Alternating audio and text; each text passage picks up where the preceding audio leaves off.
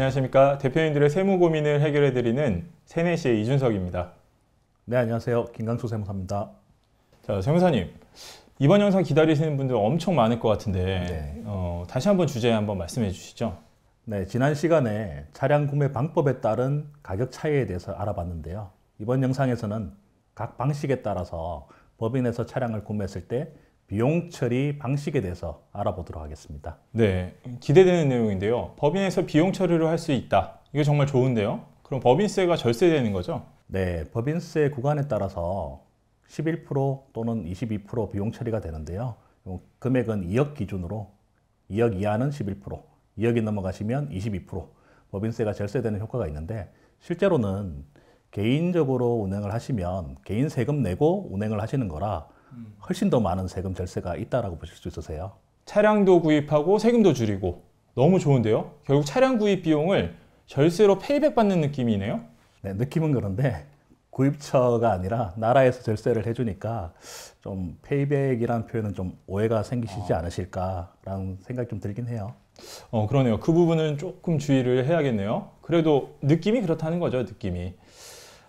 차도 사고 절세도 하고 일석이조인데, 한 가지 궁금한 건 이 내용을 법인에서는 잘 모르시나요? 물론 알고 계시는 대표님들 계시긴 하죠. 그런데 많은 분들이 비용 처리에 대해서 세부적인 내용은 모르시는 경우가 대부분입니다. 자, 그럼 오늘은 그 부분에 대해서 자세히 설명해 주실 거죠? 네, 오늘 영상으로 해당 내용을 잘 이해가 가시도록 설명해 보도록 하겠습니다. 자, 그럼 한번 알아보도록 하죠. 이해를 돕기 위해 해당 내용에 대해서는 지난 시간에 우리가 소개해드렸던 B사의 iX 모델을 구매하는 경우를 예를 들어 보도록 하죠.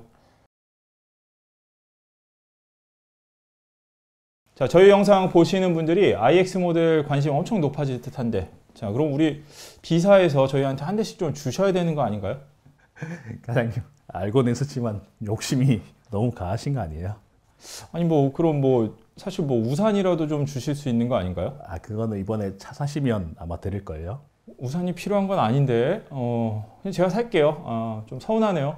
그만 서운해하시고 본론으로 들어가 보시죠. 잠깐, 그런데 이 내용 들으시면 비용 처리를 대표님들이 하나하나 알아서 다 하실 수가 있으실까요? 네, 최대한 쉽게 설명하겠지만 필요하신 분들은 상담 신청해 주시면 다시 한번 설명드릴 수 있습니다. 자, 이 영상 보시는 대표님들은 본론으로 들어가기에 앞서서 상담 전화번호 먼저 입력해 주시고, 듣다가 자세한 설명이 필요하실 경우에 바로 전화 주시면 상담해 드릴게요. 세무사님, 법인에서 차량을 구매하는 방법은 저번 영상에서 설명드린 4가지 방법 다 가능한가요? 네, 그럼요. 4가지 방식 모두 가능합니다.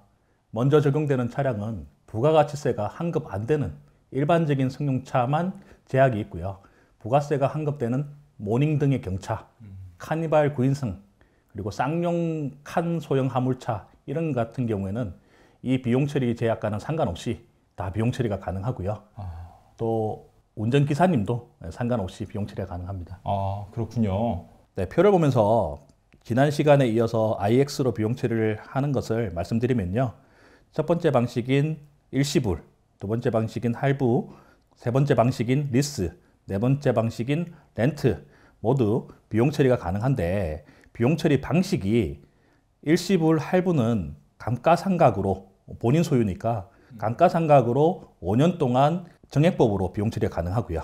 리스나 렌트는 본인 소유가 아니기 때문에 월 사용료 기준으로 비용 처리가 가능하세요. 가능 금액으로 따져보면 일시불은 1억 2,800이 부담되셨고 5년 동안 정액법으로 감가상각을 하면 이 차는 매년 2,560만 원씩 비용 처리가 가능한데요. 운행일지 작성과 작성하지 않는 방식을 따져보면 운행일지 작성하지 않는 경우에는 1,500만 원치 비용 처리가 가능하고요.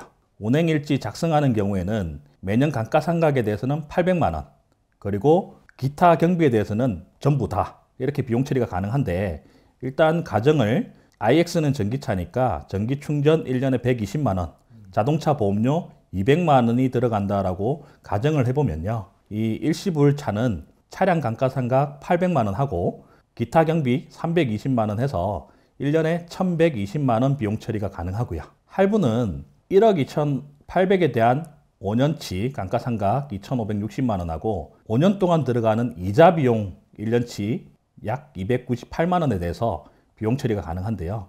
더해서 보면 할부는 800만 원, 320만 원, 298만 원치 비용 처리 가능해서 1,418만 원 비용 처리 가능하고요. 리스는 같은 형태로 1,773만 원 비용 처리 가능하고요. 렌트는 이 방식이 조금 특이한데요. 감가상각에 대한 금액이 70%로 암묵적 결정입니다. 법에 월 납입 금액의 70%는 차량 가액이고 30%는 부대 비용으로 사용한다라고 정해놨습니다. 그래서 렌트 같은 경우에는 800만 원 차량 가액, 320만 원 전기차 충전하고 보험료 금액, 798만 원 기타 부대 비용, 그래서 1918만 원치 비용 처리가 가능합니다. 근데 여기서 주의해 주실 거는 일시불 같은 경우에는 1120만 원치 비용 처리가 가능하지만 6년 차부터 추가로 또 1120만 원치 비용 처리가 가능하고 이 차를 처분했든지 보유했든지 상관없이 16년에 걸쳐서 전액 다 비용 처리된다라고 보시면 되고요. 할부도 16년 동안 비용 처리가 전액 다 처리 가능하고요. 리스는 10년 만에 비용 처리가 다 가능하고요. 렌트는 11년 만에 비용 처리가 다 가능합니다. 그리고 운행일지 작성하지 않는 경우에는 매년 1,500만 원씩 비용 처리가 가능한데 일시불 1,120만 원하고 비교해서 1,500만 원이면 운행일지 작성하지 않는 게 더 유리한 거 아니냐라고 하시는 대표님도 계신데요. 사실은 그렇지 않고요. 운행일지 작성 안 하는 1,500만 원은 5년만 비용 처리하고 끝난다고 보시면 됩니다. 그래서 토탈 7,500만 원만 비용 처리가 되고 나머지는 비용 처리가 안 되고 없어져 버린다라고 보시면 됩니다. 그래서 무조건 운행일지 작성이 정답이니까 대표님들께서는 운행일지 작성을 무조건 해주셔야 됩니다. 정리를 해서 보면 표 2를 보시면 이게 대표님들께서 알고 싶은 최종 결론일 것 같은데요. 실질 부담 금액을 한번 체크해 보도록 하겠습니다. 그래서 현금 일시불로 취득하는 경우에는 1억 2,800만 원을 부담하시고 절세 가능한 금액이 22% 가정했습니다. 2,800만 원 비용 처리 가능하시고 실제로는 1억 정도 부담하시는 거고요. 할부는 1억 4,300 부담하시는데 절세가 3,100만 원 비용 처리 가능합니다. 그래서 차감액인 1억 1,200만 원 부담하신 거고요.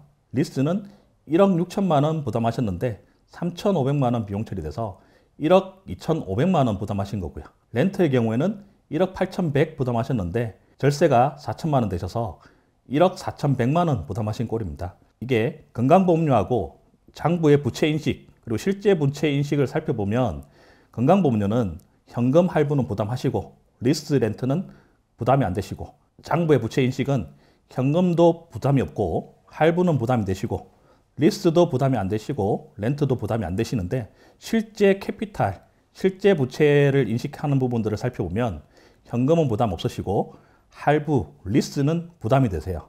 그리고 렌트는 렌트사 부담이니까 부채에 대한 부분들이 인식이 안 된다고 보시면 됩니다. 자, 현금으로 사는 경우 1억 2,800짜리 차가 2,800만 원 비용 처리되면서 1억 부담이 되니 남들보다 저렴하게 취득하는 효과가 있겠죠. 여기에 차종이 부가세 환급까지 되는 상황이면 추가 10% 부가세 환급까지 받으시니까 너무 좋죠. 그래서 카니발 9인승을 사업용으로 사용하시는 분들이 너무 많아요. 차는 지난 시간에 말씀드렸지만 본인이 만족하는 차를 타셔야 됩니다. 좋은데요. 법인 대표님들이 고민이 오히려 더 좀 많아지시겠어요. 이거 보시면.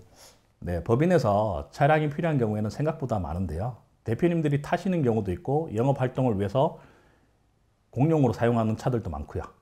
그래서 그랜저급은 운행일지를 작성하지 않아도 비용 처리가 다 될 수 있게끔 설계가 되어 있습니다. 아, 그랜저요? 참고하겠습니다. 이렇게 차량이 필요하신 경우 이번 영상 보신 분들은 의사결정에 도움이 될 것 같아요. 네, 과장님 혹시 제가 언제 도움이 안 되셨던가요? 그렇긴 하지만 저는 이번 영상이 좀 특히나 흥미롭습니다. 네, 그건 아마도 과장님이 좋은 차를 구매하실 계획이 있으시니까 그렇겠죠. 네. 네, 농담이고. 사실 대표님들 다 관심이 굉장히 많으신 부분인데요. 회사 CEO이신데 공식 석상에서 어깨 모임이 나갈 때 또는 보여지는 모습도 있고 실속도 차려야 되는 그런 부분도 있으시니까요. 네, 그러게요. 고민하셨던 분들이 의사결정하시기에 충분히 훌륭한 내용이었던 것 같습니다. 저번 영상과 이번 영상을 통해 그동안과는 좀 다른 흥미로운 정보에 세무 정보까지 주셨는데 재밌게 보셨을 것 같아요. 세무사님, 이런 내용이 더 있을까요? 네, 많죠. 어떤 내용인지는 하나하나 풀어가도록 하겠습니다. 자, 벌써 기대가 되네요. 제 생각에도 재밌고 대표님들이 관심 가지실 주제가 참 많을 것 같은데 대표님들의 세뇌시를 흥미롭게 채워드리기 위해서 많이 고민하겠습니다. 사실 법인세를 절세하는 내용에 대해서 저희 채널에서 많은 영상에서 다루고 있기 때문에 여기에 추가로 흥미로운 분야들을 전달해 드리면서 시너지가 날 수 있는 내용들을 많이 준비해 보도록 하겠습니다. 네, 좋습니다. 세무사님 이번 주제 준비하느라 고생 많으셨어요. 뭐 고생이라 할 게 있나요? 대표님들께서 도움이 되는 내용인데 제가 또 워낙 대표님들과 상담 경험이 풍부하고 고민되시는 내용 하나하나 다 해결해 드리는 아이디어도 많다 보니까 예, 그만요. 예, 세무사님 점점 능글능글해지시는 것 같아요. 네, 좋게 자신감이라고 해주시죠. 네.